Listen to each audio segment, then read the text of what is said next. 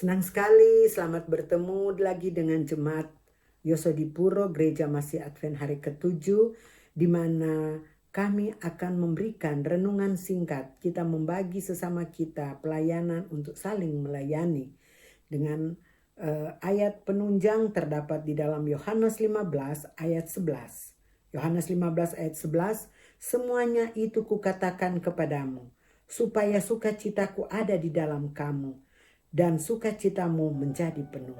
Sebelum kita lanjutkan, mari kita berdoa. Bapa, terima kasih kesempatan yang berbahagia ini. Kami akan dituntun oleh kuasa Roh Kudus-Mu, di mana kami merindukan sukacita senantiasa. Karena itu yang menjadi tujuan hidup kami di sorga. Tidak ada selain sukacita. Tuhan, berfirmanlah bersama-sama dengan kami. Dalam nama Yesus kami berdoa. Amin. Itulah dengan judul yang menarik, tinggal dalam sukacita Tuhan.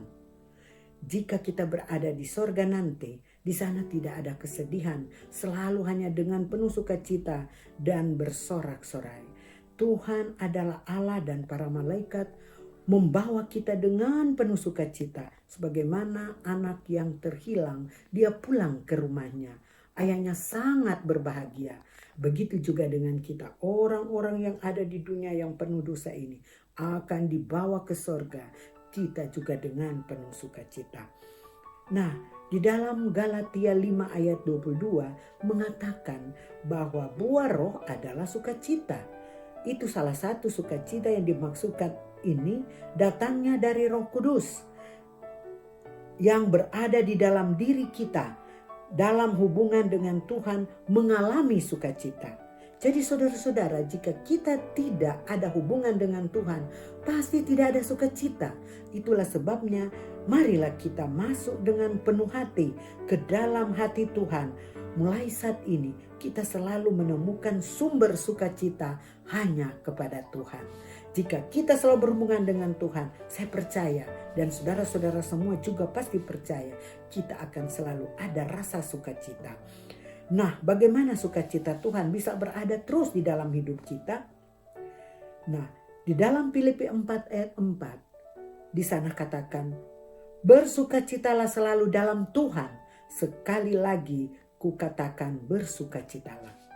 Nah, kalau kita bersukacita tidak di dalam Tuhan, hanya dari dunia ini, kita tidak akan merasa sukacita itu yang tulus. Itu bisa hilang. Tapi kalau kita bersukacita di dalam Tuhan, selalu bersukacita, itu betul-betul sukacita yang memang membahagiakan. Karena kalau di dunia sukacita itu hanya sementara. Itulah sebabnya kita selalu belajar walaupun berada di dunia. Kita selalu harus bersukacita, bersyukur, asalkan bersama dengan Tuhan. Namun ketika kita dalam emosi, kita dapat berubah emosi itu. Jika kita berada di dalam kesedihan, kita bisa berubah kesedihan itu. Berada dalam kesepian, berada dalam kekacauan, bermacam-macam. Semua itu bisa berubah menjadi sukacita jika kita berada selalu di dalam Tuhan. Bukannya ini satu kebahagiaan.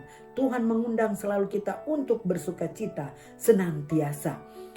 Akan ada mengalami sukacita yang luar biasa dan tidak pernah tergoyangkan. Biarlah Roh Kudus selalu menghasilkan itu buah sukacita. Asalkan kita setiap saat meminta kuasa Roh Kudus untuk menempati di bersama kita dalam hubungan dengan Tuhan setiap saat. Percayalah saudara-saudara, hanya kepada Tuhan yang akan dapat mewujudkan semua rencana Tuhan di dalam untuk kita, sehingga kita dapat menjalani hidup ini benar-benar dapat menjalani hidup berdasarkan kasih dan sukacita yang abadi, yang tidak tergoyahkan, yang berasal dari Tuhan. Maukah saudara-saudara mau merasakan sukacita ini?